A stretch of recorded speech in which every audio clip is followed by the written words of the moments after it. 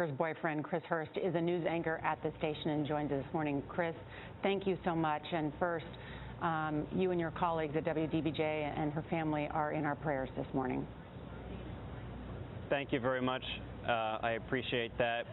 I had not been able to hear her voice until I just heard it in my ear just now since yesterday. And I miss her voice, and everyone in this community got to hear it nearly every single day, and now they can, except in memory. Chris, what are you holding there? Oh, I'm sorry. Did I break your concentration? I didn't mean to do that. Please, continue. This was something that was made by Allison for me that was personal for us. We only had 9 months together, but I can tell you guys it was a white-hot relationship that burned full of love. We were betrothed to each other. We were going to get married. I want to sound like a dick or nothing, but it says on your chart that you're fucked up. You talk like a fag, and your shit's all retarded. When a person dies and is buried, it seems there's certain voodoo priests who have the power to bring him back to life. Horrible. It's worse than horrible, because a zombie has no will of his own. You see them sometimes walking around blindly with dead eyes, following orders, not knowing what they do, not caring. You mean like Democrats? Distinguished guests, and men and women of the finest military in the world. And most of all, Admiral Mullen, Deborah, Michael and I. Bunch of slack-jawed faggots around here. You can call me Joker. You were inside the theater when this all went down. Tell us what happened. Well, so first we were just watching the movie. Super excited for this movie to come out. A big Batman fan. I'm Batman. So first we were just watching the movie, then out of nowhere, from the front screen, like on the right side of the theater, like on the exit, the door opens up and then we see something flying out like towards the crowd. At first we thought it was part of the movie, you know, to pump everyone up for the new Batman movie. Smoke was up in the air and we thought it was like, okay, it was probably something like a bat. But then next you notice it explodes.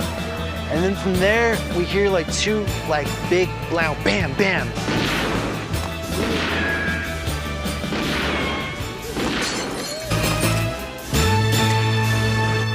Today from the 15-year-old who was the only survivor of a shooting this week near Houston that killed her mom and dad and her 4 siblings. Vanita Nair has the story of a remarkable girl speaking publicly just 3 days after this horrific tragedy. Just 3 days after this horrific tragedy. Just 3 days after this horrific tragedy. Thank you all for coming and showing your support for me and my family. Stay strong. It's all true. The boogeyman is real, and you found him. Be one of us. Join us! The number of foreign nationals flooding into Iraq and Syria is at an all-time high. From this young Egyptian who once had dreams of becoming a fitness instructor, now transformed into an ISIS fighter. And it's not just young men, but young women. British authorities putting out urgent bulletins to help locate these 3 London schoolgirls missing and believed to be on their way to Syria. It is a problem we saw firsthand in Jordan. Syrians are our brothers, and when you see how they are being killed, you just have the motivation to go and fight. But the call to fight is reaching back home as well. As many as 150 Americans have tried traveling to Iraq and Syria to join radical groups there. Last May, Florida native Mona Mohammed Abu Salah blew himself up in Syria in an al-Qaeda-affiliated suicide mission, leaving an emotional video blasting Americans for fancy amusement parks and restaurants.